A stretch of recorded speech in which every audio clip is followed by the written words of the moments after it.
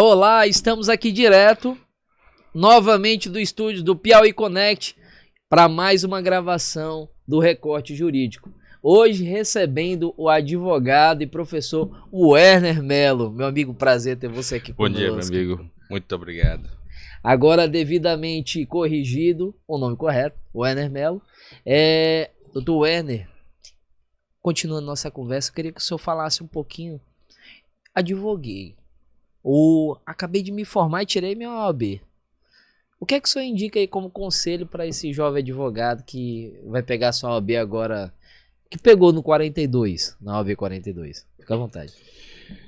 Meu amigo, inicialmente eu quero agradecer pelo convite. Sempre que me chamarem para o Recorte Jurídico, eu virei, até mesmo porque o público de vocês que eu vejo é o jovem advogado. Então, eu creio que seja o público que mais precise de apoio, né? Porque está iniciando a carreira, então há muitos desafios. Então é sempre bom nós estarmos aqui como um colega, como um irmão, para explicar as dores. Porque eu não engano ninguém, eu não vou ser leviano. Advogar não é fácil. Advogar não é fácil. Há uma pequena parcela que herda. Mas isso nós não estamos falando para a nossa realidade. A nossa realidade é qual? É de pessoas que se formam, conseguem passar na OAB e se vê numa situação de não saber para onde é que vai.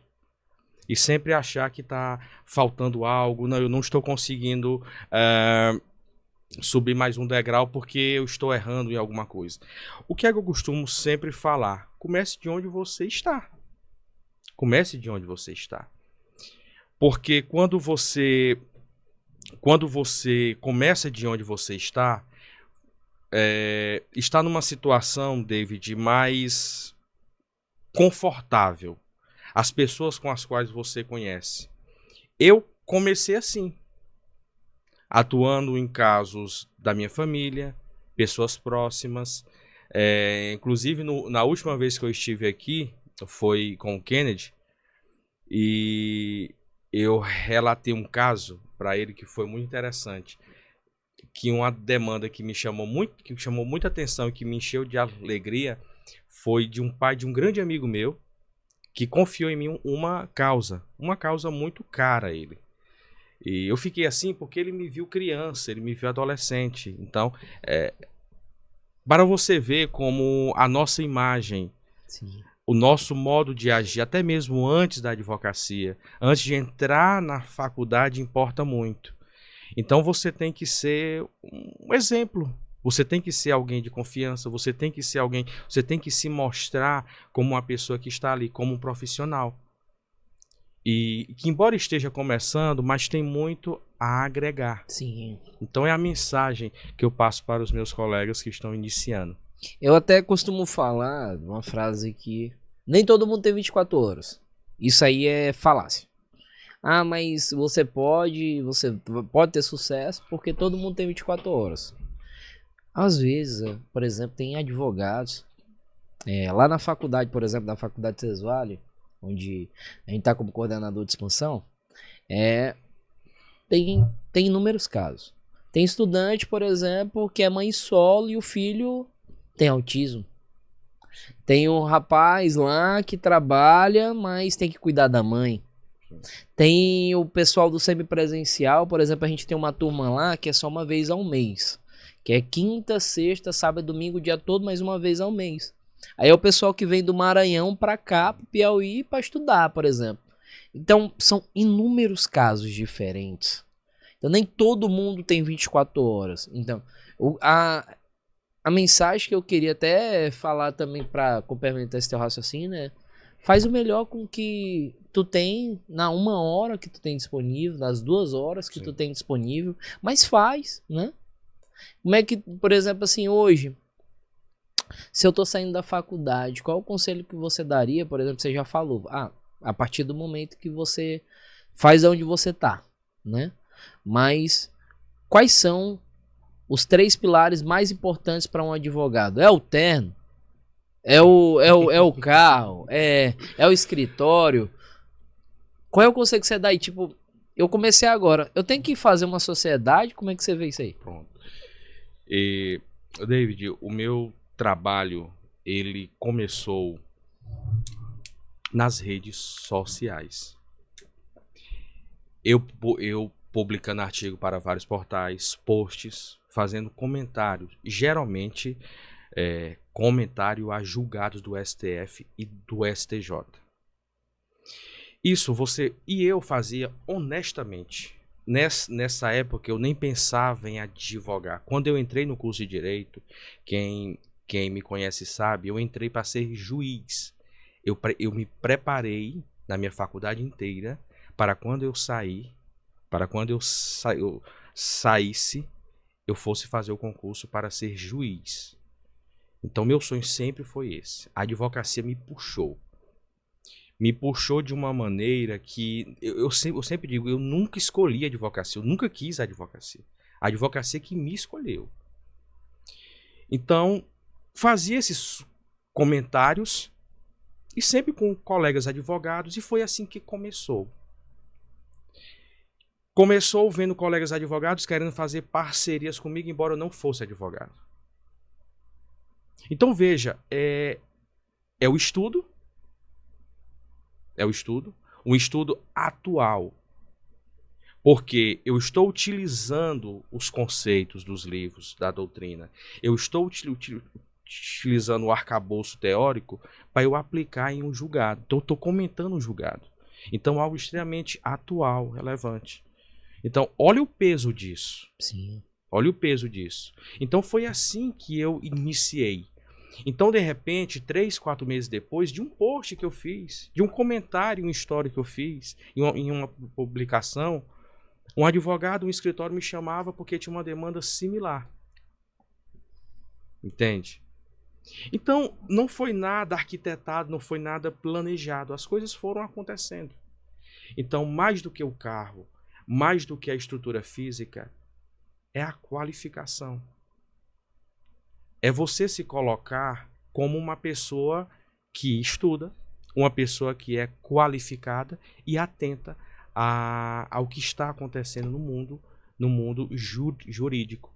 Porque quando aparecer, você vai ser um dos nomes, ou talvez o nome citado para fazer parte de alguma demanda em algum escritório. Então hoje, eu tenho muitos parceiros, eu tenho muitas parcerias em todas as regiões do país. Então, como que isso aconteceu? Bom, aconteceu por quê?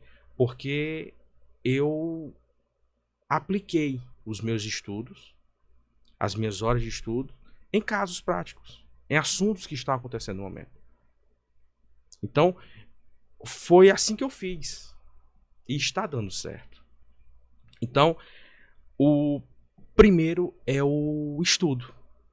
Se qualificar. E aí, a grande questão é, eu só tenho uma hora por dia. Comece de onde você está. Faça aquilo e faça bem feito. Porque você já faz, às vezes você já faz com desânimo. Ah, porque eu não... eu só tenho uma hora, eu só tenho 2 horas, eu não vou conseguir. Faça. A nossa decisão, ela provoca, ela promove mudança significativa. E de repente a sua decisão de ir lá e fazer, apesar de tudo, apesar das adversidades, ela daqui a pouco ela vai te colocar num local que você não imaginaria estar. Você vai ter recompensas que você não imaginaria, ou pelo menos, ou até mesmo em tão pouco tempo. Então, eu não saberia te dizer 3 pilares. O primeiro, evidentemente, é o estudo. O segundo é a honestidade. Isso com certeza. Você ser honesto, você ser uma pessoa que inspire os seus colegas. Você ser uma pessoa que seja confiável. Eu não teria tantos parceiros, eu não teria tantos escritórios fazendo parcerias me chamando, se eu não tivesse essa qualidade. Então, é importante. É muito divulgado que advogado é sempre desonesto. Isso não é verdade. Isso não é o que todo advogado é desonesto. Isso não é verdade. Evidentemente, existe uma parcela, como existe em toda e qualquer profissão. Mas o terceiro, eu vou ficar devendo a você. Mas, sem dúvida alguma, o primeiro é a qualificação. E aí o que eu falo comece de onde você está. Comece. Você precisa de base.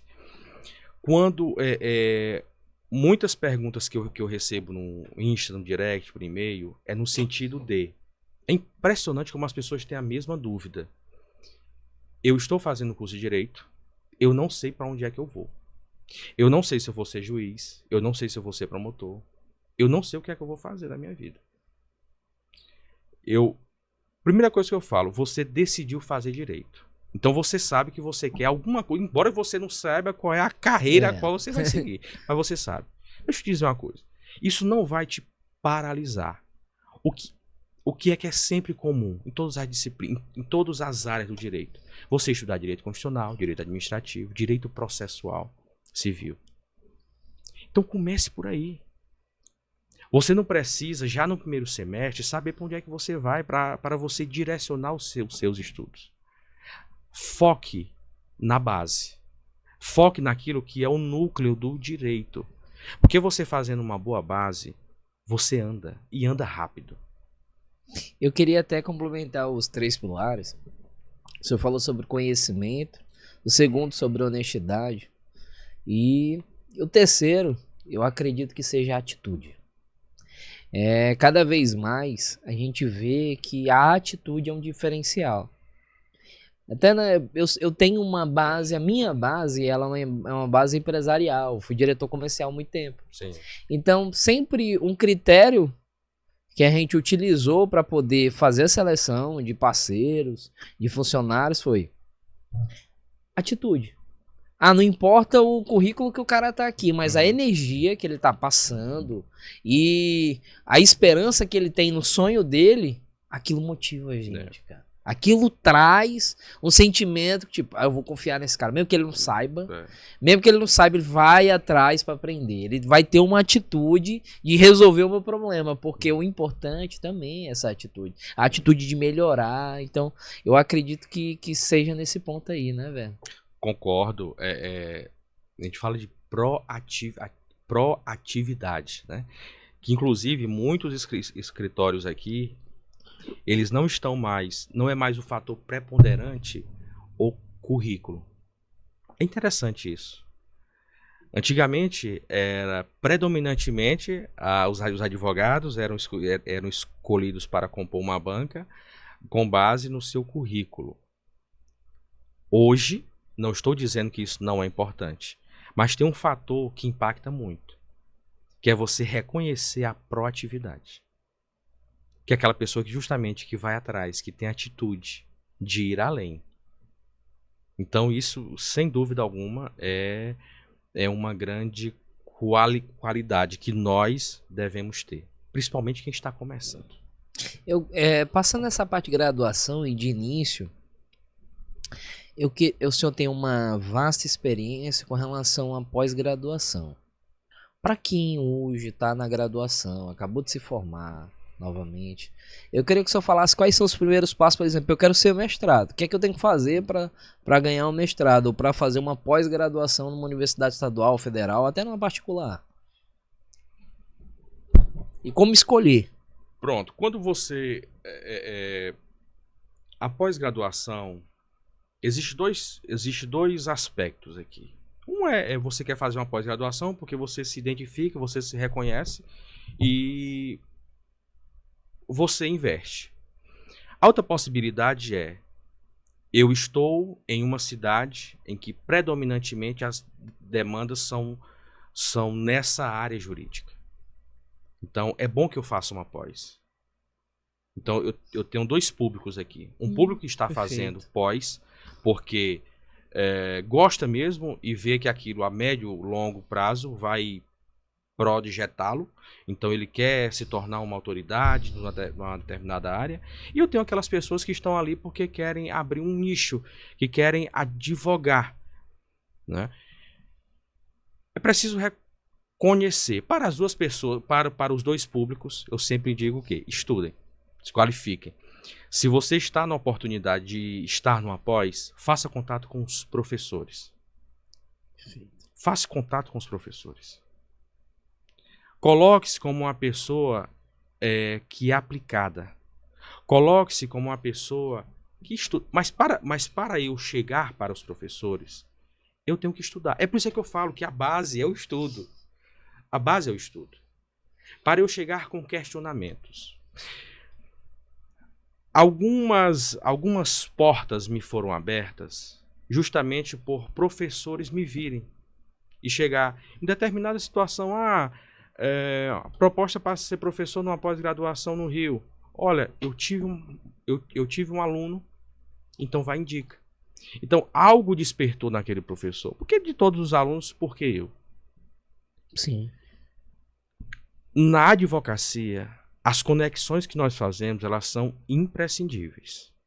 Nós fechamos muitos contratos em cafés, em restaurantes, em eventos com advogados. Interessante que na campanha da OAB, eu fechei diversos contratos. Diversas parcerias. Novos então, laços, né? Contato. Então não foi... e aí é como eu falo, você precisa sair do escritório. Você não pode ser aquele advogado que passa o dia dentro do escritório. Por quê? Se você iniciar a sua carreira achando que basta você montar o escritório, colocar uma fachada bonita e ficar lá dentro, que os clientes vão vir, você está completamente enganado. Você tem que fazer conexões. Você tem que ir atrás das pessoas. Com relação ao mestrado, o mestrado ele está sendo, porque eu ainda não fiz a defesa. A defesa está prevista para fevereiro ou março. Mas o mestrado, ele abriu portas no sentido de, além de conhecer professores da universidade, e aqui eu cito a professora Débora, professor Nelson, professor Kleber, e outros demais que são fundamentais. E como é bom, David, você estar em contato com pessoas qualificadas, pessoas que estudam aquele determinado tema há 10, 20, 30 anos. Como é bom você estar perto dessas pessoas. Faz com esmero, né? Você sente Sim, a energia. Pronto, sim. eu vou de novo na atitude. Você sente a energia dele em te ensinar. E assim, com relação ao mestrado, aconteceu algo hilário, porque antes de eu entrar no mestrado, eu sempre quis fazer mestrado, mas sempre fui protelando. Olha, as piores experiências, nunca me disseram nada bom sobre mestrado. Era sempre um calvário, que ao final você receberia um título por tudo que você passou do mestrado. Então você era humilhado por orientadores, professores, então era terrível. Quando eu cheguei no mestrado em Direito da UFP, eu tive uma surpresa. Professores solícitos, à sua disposição. Professores que estavam ali impulsionando você o tempo inteiro a você crescer, a você ir além. Então, não era só ali na sala de aula. Né? Eu até brinco, porque com a minha orientadora, ela me liga para perguntar qual o melhor horário para a gente fazer uma reunião para tratar do meu trabalho. É o meu trabalho. Entende? Então, algumas vezes eu me perguntei, mestrado é isso aqui mesmo? Porque me disseram que não era assim. Então, mestrado é bom e o mestrado de Direito da UFP é melhor ainda, porque você tem professores extremamente qualificados e professores que te estimulam, que te incentivam a você ser sempre melhor.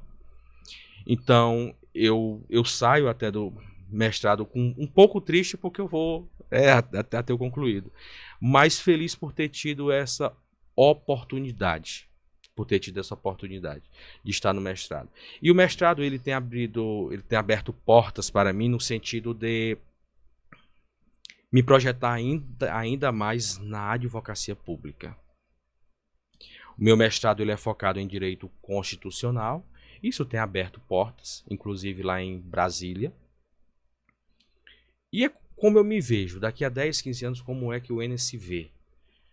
Bom, tirando por hoje, se for hoje, eu me vejo como um parecerista em direito constitucional. Então é o que eu sonho, ser um parecerista, ser chamado para discutir, para redigir pareceres em temas complexos em direito constitucional que vai ser discutido no STF. Esse é o ápice. Então É o ápice. o que o Ener quer. Então, incrível.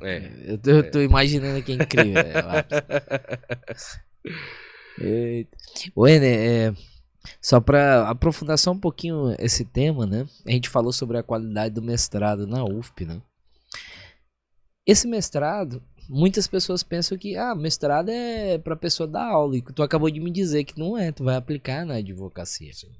E a gente percebe que falando contigo, tu é uma pessoa apaixonada pelo estudo. Sim. Então a nossa ideia é crescer pelo estudo, crescer com atitudes pelo estudo, né? Para terminar esse papo que tá tão bom, mas a nossa conversa é bem breve, eu queria que o Werner falasse uma frase que o define, um livro e um filme.